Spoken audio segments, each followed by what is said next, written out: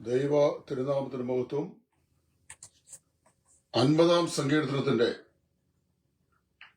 1 മുതൽ 23 വരെയുള്ള വാക്യങ്ങളാണ് ഈ സമയത്ത് നമ്മൾ പഠിക്കുവാൻ ആഗ്രഹിക്കുന്നത്. സങ്കീർത്തന പുസ്തകത്തിൽ കൂടെയുള്ള ഈ പഠനത്തിന്റെ മറ്റൊരു എപ്പിസോഡുമായി നിങ്ങളുടെ അടുക്കിലേക്ക് വരുവാൻ ഇടയായതിൽ ദൈവത്തെ സ്തുതിക്കുന്നു. ഇവിടെ ഈ സങ്കീർത്തനം നാം തുടർമാനമായി പഠിച്ചു വരികയാണ്. കഴിഞ്ഞ എപ്പിസോഡിൽ ദൈവം സ്വാർത്ഥനാണോ എന്നുള്ളതാണ് നമ്മൾ ചിന്തിച്ചത്.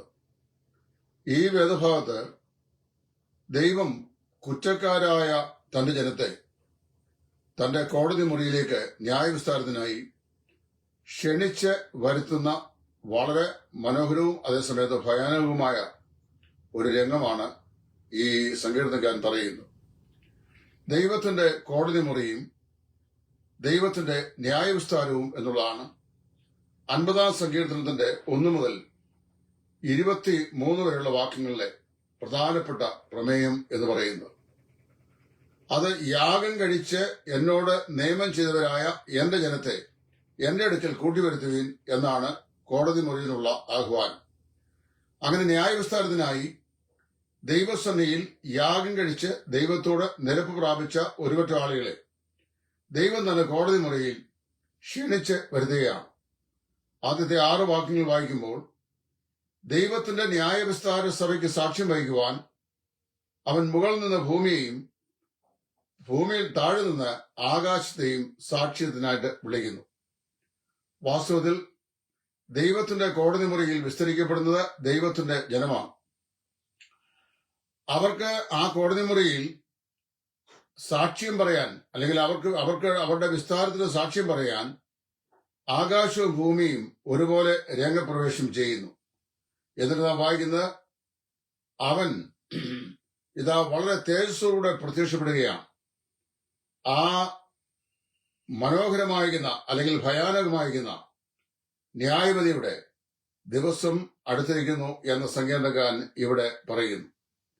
സ്വർഗത്തെയും ഭൂമിയെയും സാക്ഷ്യത്തിനായി വിളിച്ചിട്ട് ദൈവത്തിന്റെ കോടതി മുറിയിൽ യാഗം ചെയ്ത് ദൈവത്തോട് നിയമം ചെയ്തവരായ തന്റെ ആളുകളെ ദൈവം ന്യായം വിസ്തരിക്കുകയാണ്. അപ്പൊ ആദ്യം ചെയ്യുന്നത് കോടതി കൂടി വരിക എന്നുള്ളതാണ്. ഒന്നാമത്തെ കാര്യം, കോടതി വിളിച്ച് ചേർക്കപ്പെടുന്നു. ഇവിടെ ന്യായാധിപനായിരിക്കുന്നത് ദൈവമാണ്. ദൈവം തന്നെ ന്യായാധിപതി ആയിരിക്കുന്നു എന്നാണ് വായിക്കുന്നത്. ന്യായാധിപനായ ദൈവം തന്റെ ജനത്തെ ന്യായവിസ്താരത്തിനായി കൂട്ടി വരുത്തുന്നു. ആകാശവും ഭൂമിയും അതിന് സാക്ഷ്യം വഹിക്കുന്നു. 2, ദൈവം ജനത്തിന്റെ മേലുള്ള അവരെ സംബന്ധിച്ചുള്ള കുറ്റം എന്താണെന്ന് കോടതി മുറിയിൽ വായിച്ചു കേൾപ്പിക്കുന്നു. അതിന്റെ 7 മുതൽ 21 വാക്യങ്ങൾ യാഗം ചെയ്ത് ദൈവത്തോട് നിയമം ചെയ്തവരായ ദൈവജനത്തിന്റെ ജീവിതത്തിലെ കുറ്റങ്ങളെ അല്ലെങ്കിൽ അവരുടെ മേലുള്ള ചാർജസ് എന്തൊക്കെയാണെന്ന് ആ ജനത്തെ ദൈവം വായിച്ചു കേൾപ്പിക്കുകയാണ്. ഭൂമിയിലെ കോടതികളും അങ്ങനെയാണ്. കോടതി കൂട്ടിച്ചേർക്കപ്പെടുന്നു. അവിടെ കുറ്റവാളിയെ വരുത്തുന്നു, കുറ്റപത്രം വായിച്ച് കേൾപ്പിക്കുന്നു. തുടർന്ന് വിസ്താരം വാദിയും പ്രതിയുമായി അല്ലെങ്കിൽ അവരുടെ വക്കീലന്മാരുമായി നടക്കുന്നു. ഇവിടെ ദൈവം ചെയ്യുന്ന കാര്യം ദൈവത്തോട് അല്ലെങ്കിൽ ദൈവത്തിന് വേണ്ടി ജനം അർപ്പിച്ച യാഗത്തെ തൊട്ടുകൊണ്ടാണ് ഈ ന്യായവിസ്താരം ആരംഭിക്കുന്നത്. ഈ starts with those who bring sacrifices to him. അപ്പൊ അവിടെ അവർ അർപ്പിച്ച യാഗത്തെ ദൈവം യാതൊരു നിലയിലും അപലപിക്കുന്നില്ല. മറിച്ച് ആ യാഗം അവരെ ദൈവസേനയിൽ കൊണ്ടുവന്ന ആ രീതി, അവരേത് നിലയിലാണ് ആ യാഗത്തെ ദൈവസേനയിൽ കൊണ്ടുവന്നത് എന്നാണ് ഇവിടെ ചർച്ചയ്ക്ക് അല്ലെങ്കിൽ വിസ്താരത്തിന് വിധേയമാക്കുന്നത്. ഇസ്രായേലിന്റെ മുഴുവൻ ചരിത്രം പഠിച്ചാൽ യാഗകർമാദികൾക്ക് വളരെ പ്രാധാന്യം നൽകിയ ഒരു സമൂഹമായിരുന്നു അവരെന്ന് നമുക്ക് കാണാൻ കഴിയും. ദൈവം യാഗം ചെയ്ത് തന്നോട് നിയമം ചെയ്ത ആ തന്റെ ജനത്തെ ദൈവത്തിന്റെ കോടതി മുറിയിൽ വിസ്താരത്തിനായി കൊണ്ടുവരുത്തുമ്പോൾ അവർ അർപ്പിച്ച യാഗത്തെ ദൈവം അപലപിക്കുകയോ അത് തെറ്റായിപ്പോയി എന്ന് ദൈവം പറയുകയോ അതിനെക്കുറിച്ച് ഏതെങ്കിലും നെഗറ്റീവായ ഒരു സ്റ്റേറ്റ്മെന്റ് പ്രസ്താവിക്കുകയോ ചെയ്യുന്നില്ല. മറിച്ച് അവർ ദൈവത്തിന് യാഗം അർപ്പിച്ച രീതിയെ ദൈവം കുറ്റപ്പെടുത്തുന്നു. എങ്ങനെയാണ് പറയുന്നത്? അവിടെ പറയുന്നത് ദൈവം ആഗ്രഹിക്കുന്നത് ആത്മീകമായ യാഗങ്ങളാണ്, ഭൗതികമായ യാഗങ്ങളല്ല, മെറ്റീരിയലായിട്ടുള്ള യാഗങ്ങളല്ല. അപ്പൊ ഏതൊക്കെയാണെന്ന് പറയുന്നുണ്ട്? ഒന്ന്, സ്തോത്രം എന്ന യാഗം അർപ്പിക്കുന്നവൻ എന്നെ മൗത്യപ്പെടുന്നു. രണ്ട്, യാഗത്തിലല്ല കരുണയിൽ അനുസരണത്തിലാണ് ദൈവം പ്രസാദിക്കുന്നത്. മൂന്ന്, പ്രാർത്ഥന. അപ്പൊ സ്തോത്രം, പ്രാർത്ഥന, അനുസരണം ഇത്യാദി യാഗങ്ങളാണ് ദൈവം ആഗ്രഹിക്കുന്നത്. ദൈവം മഹത്വ സമ്പൂർണനാണ്, ദൈവം സർവശക്തനാണ്, ദൈവം സൃഷ്ടാവാണ്, പ്രപഞ്ചനാഥനാണ്, നമ്മുടെ വീണ്ടെടുപ്പുകാരനാണ്, നമ്മുടെ രക്ഷിതാവാണ് എന്നുള്ള തിരിച്ചറിവിൽ ദൈവത്തിന് സ്തോത്രയാഗം അർപ്പിക്കുക. അത് ഹൃദയത്തിൽ നിന്ന് പൊന്തി വരുന്നതായിരിക്കണം. രണ്ട്, ദൈവത്തോട് ഏറ്റവും അടുത്തിരിക്കുന്ന തന്റെ ജനത്തിൽ നിന്ന് ദൈവം ആഗ്രഹിക്കുന്ന ദൈവത്തോടുള്ള അവരുടെ അനുസരണമാണ്. ഇതാ ശ്രദ്ധിക്കുന്നത് യാഗത്തെക്കാളും അനുസരിക്കുന്നത് മുട്ടാടുകളുടെ മേധസ്സിനേക്കാൾ നല്ലത്. ശമൂവേലിനോട് പറയുകയാണ്, അനുസരിക്കുന്നത് ആണ് ഏറ്റവും വലിയ യാഗം. ദൈവത്തെ അനുസരിക്കുക. ദൈവം അതാത് കാലത്ത് ദൈവജനത്തെ ശിക്ഷിച്ചിട്ടുള്ളതൊക്കെ ദൈവത്തോട് കാണിച്ച അനുസരണക്കേട് നിമിത്തമാണ്. അപ്പൊ വാസ്തവത്തില് ദൈവത്തിന്റെ വചനത്തെ അനുസരിക്കുന്നത് ദൈവത്തിന് പ്രസാദകരമായ ഒരു യാഗമാണ്. പ്രപഞ്ചനാഥനും വീണ്ടെടുപ്പുകാരനുമായി ദൈവത്തെ തിരിച്ചറിഞ്ഞ് അതരഫലമാകുന്ന സ്തോത്രയാഗം ദൈവത്തിന് അർപ്പിക്കുന്നത് ഏറ്റവും ദൈവത്തിന് പ്രസാദകരമായ യാഗമാണ്. മൂന്നാമത്, ദൈവസന്നിധിയിലുള്ള പ്രാർത്ഥന. 15-ാം വാക്യത്തിൽ ആ കാര്യം വ്യക്തമായി പറഞ്ഞിട്ടുണ്ട്. അത് ഞാൻ വായിച്ചു കേൾപ്പിക്കാം. അവിടെ ഇങ്ങനെ വായിക്കുന്നു: കഷ്ടകാലത്ത് എന്നെ വിളിച്ചപേക്ഷിക്കുക, ഞാൻ നിന്നെ വിടുവിക്കുകയും നീ എന്നെ ബോധ്യപ്പെടുത്തുകയും ചെയ്യും. അപ്പോ സ്തോത്രം അല്ലെങ്കിൽ സ്തുതി, 2 അനുസരണം, 3 പ്രാർത്ഥന. ഇത് മൂന്നും ദൈവത്തിന് പ്രസാദകരമായ യാഗമാണ്. അപ്പൊ ആദ്യം കോടതി വിളിച്ചു ചേർക്കപ്പെടുന്നു. 2 കോടതി സാക്ഷ്യത്തിനായിട്ട് ആകാശത്തെയും ഭൂമിയും വിളിക്കുന്നു. രണ്ടാമതായി കുറ്റപത്രം വായിച്ച് കേൾപ്പിക്കുന്നു. കുറ്റപത്രം എന്ന് പറയുന്നത് അവർ അർപ്പിച്ച യാഗത്തെക്കുറിച്ചല്ല, യാഗം അർപ്പിച്ച രീതിയെക്കുറിച്ചാണ്. ദൈവത്തിന് പ്രസാദകരമായ യാഗം എന്താണെന്ന് പറയുന്ന 15-ാം വാക്യത്തിൽ അത് ദൈവത്തിന് സ്തോത്രം അർപ്പിക്കുക, 2 ദൈവത്തെ അനുസരിക്കുക, 3 ദൈവത്തിന് സന്നിധിയിൽ പ്രാർത്ഥിക്കുക. ഇനി അടുത്തതായി നമ്മൾ വായിക്കുന്നത് ദുഷ്ടന്മാരോട് അതേ സമയത്ത് പറയുന്നുണ്ട്: ദുഷ്ടന്മാരോട് ദുഷ്ട, നീ എന്റെ വചനത്തെ നിന്റെ നാവിന്മേലെടുക്കുവാൻ നിനക്ക് എന്ത് അധികാരം എന്ന് ചോദിക്കുന്നു. അത് വാസ്തവത്തില് വളരെ അർത്ഥവത്തായ ഒരു സ്റ്റേറ്റ്മെന്റാണ്. അവര് ദൈവത്തിന് യാഗം അർപ്പിച്ചപ്പോൾ, ആര്? ദുഷ്ടന്മാർ ദൈവത്തിന് യാഗം അർപ്പിച്ചപ്പോൾ, രക്ഷിക്കപ്പെടാത്തവൻ രക്ഷിക്കപ്പെട്ടു എന്ന ഭാവേന ദൈവത്തെ ആരാധിച്ചപ്പോൾ, അപ്പൊ അവിടെ പ്രസംഗിച്ചപ്പോൾ ആ ദൈവം മിണ്ടാതിരുന്നു. ദൈവത്തിന്റെ മൗനം ദൈവം സമ്മതിച്ചു എന്നുള്ളതിന്റെ അടയാളമല്ല എന്ന് ദുഷ്ടന്മാരെ ദൈവം ഇവിടെ ഓർപ്പിക്കുന്നു. ഇനി മൂന്നാമതായി പറയുന്നത് വിധി പ്രഖ്യാപനമാണ്. ആദ്യം കോടതി വിളിച്ച് ചേർക്കപ്പെടുന്നു, 2 കുറ്റപത്രം വായിച്ചു കേൾപ്പിക്കപ്പെടുന്നു, വിസ്തരിക്കപ്പെടുന്നു, 3 വിധി പ്രഖ്യാപിക്കുന്നു. 22, 23 വാക്യങ്ങൾ. അവിടെ നാം വായിക്കും: ദൈവത്തെ മറക്കുന്നവരെ ഇതോർത്ത് തിരിഞ്ഞുകൊള്ളുകയും, അല്ലെങ്കിൽ ഞാൻ നിങ്ങളെ കീറിക്കളയും, വെടിവെപ്പാൻ ആരും ഉണ്ടാവുകയില്ല. സ്തോത്രമെന്ന യാഗം അർപ്പിക്കുന്നവൻ എന്നെ മഹത്വപ്പെടുന്നു, തന്റെ നടപ്പിനെ ക്രമപ്പെടുത്തുന്നവന് ഞാൻ ദൈവത്തിന്റെ രക്ഷയെ കാണിക്കും. അതാണ് 22, 23 വാക്യങ്ങൾ വായിക്കുന്നത്. അപ്പൊ ദൈവം ഇവിടെ എന്ത് ചെയ്യാണ്? തന്റെ ന്യായവിസ്താരത്തിന്റെ പര്യവസാനം, അതിന്റെ വിധി പ്രഖ്യാപനം, അന്ത്യപ്രഖ്യാപനം പറയുകയാണ്. അവിടെ ദൈവം എന്ത് ചെയ്യുന്നു? തന്റെ കോടതി മുറിയിൽ കടന്നു വന്ന എല്ലാവരെയും കുറ്റക്കാരായി കാണുന്നു. ദൈവത്തിന്റെ പരിശുദ്ധിയുടെ കോടതി മുമ്പാകെ കൊണ്ടുവരപ്പെട്ട, യാഗം കഴിച്ച, ദൈവത്തിന് ആരാധന അർപ്പിച്ച ജനത്തെ മുഴുവനായും കുറ്റക്കാരായി ദൈവം കാണുന്നു. മാത്രമല്ല അവിടെ അവരെ വാസ്തവത്തിൽ അർപ്പിക്കുന്ന യാഗത്തിന്റെ രീതിയെ ദൈവം അവലംബിക്കുന്നു. വാസ്തവത്തില് അവിടെ ദൈവം പറയാണ്: സ്തോത്രമെന്ന യാഗം അർപ്പിക്കുന്നവൻ എന്നെ മഹത്വപ്പെടുത്തുന്നു, തന്റെ നടപ്പിനെ ക്രമപ്പെടുത്തുന്നവന് ഞാൻ എന്റെ രക്ഷയെ കാണിച്ച് കൊടുക്കും. വാസ്തവത്തില് ഒരു ദിവസം നാം ദൈവത്തിന്റെ കോടതി മുറിയിൽ നിൽക്കേണ്ടവരാണ്.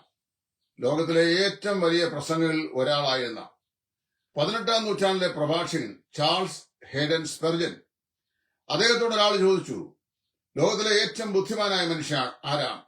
ഒരു നിമിഷത്തെ മൗനത്തിന് ശേഷം അതേ ഇപ്രകാരം വിളിച്ചു പറഞ്ഞു: വരുവാനിരിക്കുന്ന ദൈവത്തിന്റെ കോടതി മുറിയുടെ മുമ്പാകെ ഞാൻ രക്ഷിക്കപ്പെട്ട ദിവസം മുതൽ എന്റെ മരണദിവസം വരെയുള്ള എന്റെ ജീവിതത്തിന്റെ സകല പ്രവൃത്തികൾക്കും ഞാൻ ദൈവ കോടതിയിൽ കണക്ക് കൊടുക്കേണ്ടവനാണ്, ന്യായവിസ്താര സഭയുടെ മുമ്പാകെ നിൽക്കേണ്ടവനാണ് എന്നുള്ള ഉത്തമമായ ബോധ്യത്തോടെ ഭൂമിയിൽ തന്റെ ജീവിതം ക്രമപ്പെടുത്തുന്നവനാണ് ലോകത്തിലെ ഏറ്റവും ബുദ്ധിമാനായ മനുഷ്യൻ എന്ന്.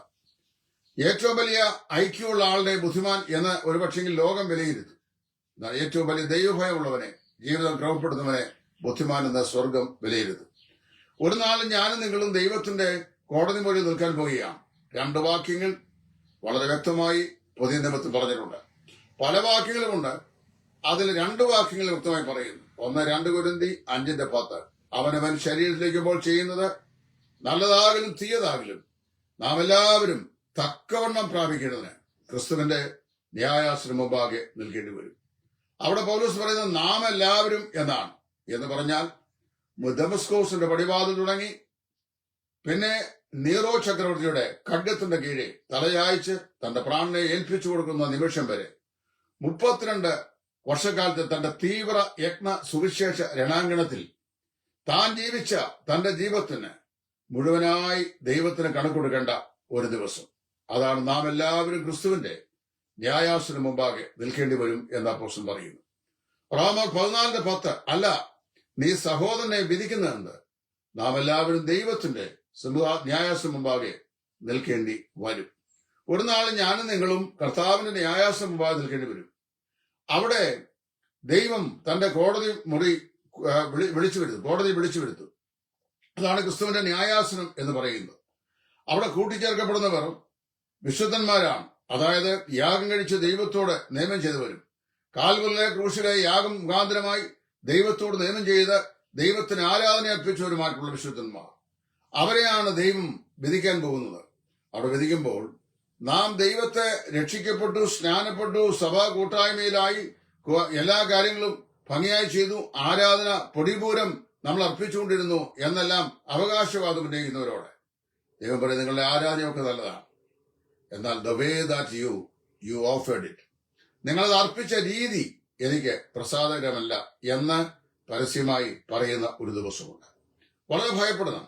കൊരിന്ത്യർ തന്നെ അപ്പോസ്തലൻ പറയുകയാണ്, അന്നാളിൽ അവൻ ഇരുട്ടിൽ മറഞ്ഞിരിക്കുന്നത് വെളിച്ചത്താക്കി മനുഷ്യന്റെ ഹൃദയ രഹസ്യങ്ങളെ വെളിപ്പെടുത്തും. അന്ന് ഓരോരുത്തരും ദൈവമുമ്പാകെ പുകഴ്ചയുണ്ടാകും. പ്രിയമുള്ളവരെ, നമ്മുടെ ജീവിതത്തിന്റെ നിഗൂഢ വശങ്ങളിൽ മറച്ചുവെച്ചതും മറഞ്ഞിരിക്കുന്നതുമായ സമസ്ത രഹസ്യങ്ങളും ദൈവത്തിന്റെ കോടതി മുറിയിൽ പരസ്യമായി ദൈവം വെളിപ്പെടുത്തുന്ന ഒരു ദിവസമുണ്ട്. ഇതിന്റെ ഒരു നിഴൽ നമുക്ക് ഉൽപ്പത്തി പുസ്തകത്തിൽ വായിക്കാൻ കഴിയുന്നുണ്ട്. നാം വായിക്കുന്നത് യോസേഫ് തന്റെ സഹോദരന്മാർക്ക് തന്നെത്താൻ വെളിപ്പെടുത്തിയ ദിവസം. അവന്റെ സഹോദരന്മാർ 11 പേരെയും പ്രായത്തിനൊത്തവണ്ണം പന്തിയിലിരുത്തിയിട്ട് തന്നെത്താൻ അടക്കുവാൻ കഴിയാതെ സങ്കടം നിറഞ്ഞ ഹൃദയത്തിലൂടെ അവൻ പുറത്തുപോയി കരഞ്ഞിട്ട് വീണ്ടും അകത്തു വന്ന് തന്റെ സഹോദരന്മാരുടെ പരസ്യമായി പറയുകയാണ്, സഹോദരന്മാരെ, നിങ്ങൾ 13 വർഷങ്ങൾക്ക് മുമ്പ് മിസ്രയീമിലേക്ക് വിറ്റുകളഞ്ഞ നിങ്ങളുടെ സഹോദരനായ യോസേഫാകുന്നു ഞാൻ. നമ്മുടെ കർത്താവ് തന്നെ താൻ വെളിപ്പെടുത്തുകയും നമ്മുടെ ഹൃദയ രഹസ്യങ്ങളെ സകല മനുഷ്യന്റെയും മുമ്പാകെ വെളിപ്പെടുത്തുകയും ചെയ്യുന്ന ഒരു ദിവസമുണ്ട് എന്ന് വിശുദ്ധ വേദപുസ്തകം പറയുന്നു.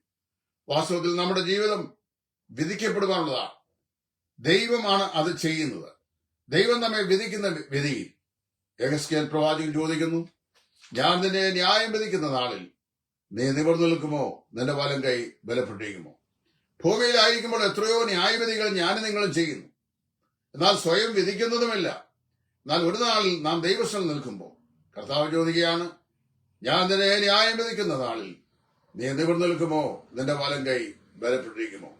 കർത്താവിന്റെ മുമ്പാകെ കൈയുടെ വിറയൽ കൂടാതെ ധൈര്യത്തോടെ നിൽക്കാൻ കഴിയുന്ന ഒരു ശുദ്ധമനസാക്ഷി, നിർവ്യാജ വിശ്വാസം, ക്രിസ്തീയ സ്നേഹം, കർത്താവിനുള്ള കപടഭക്തി കൂടാതെയുള്ള മനോഭാവം ഇതെനിക്ക് നിങ്ങൾക്ക് ഉണ്ടോ? ഞാൻ നിങ്ങളും സൂക്ഷ്മമായി പരിശോധിക്കണം. 50-ാം സങ്കീർത്തനത്തിന്റെ 1 മുതൽ 23 വാക്യങ്ങളിൽ മേലിൽ നിന്ന് ആകാശത്തെയും താഴെ നിന്ന് ഭൂമിയെയും ദൈവത്തിന്റെ കോടതിയുടെ മുറിയുടെ മുമ്പാകെ തന്റെ ജനത്തെ ന്യായവിസ്താരം ചെയ്ത ദിവസം ദൈവം സാക്ഷ്യത്തിനായി വിളിച്ചു ചേർക്കുവാൻ പോവുകയാണ്.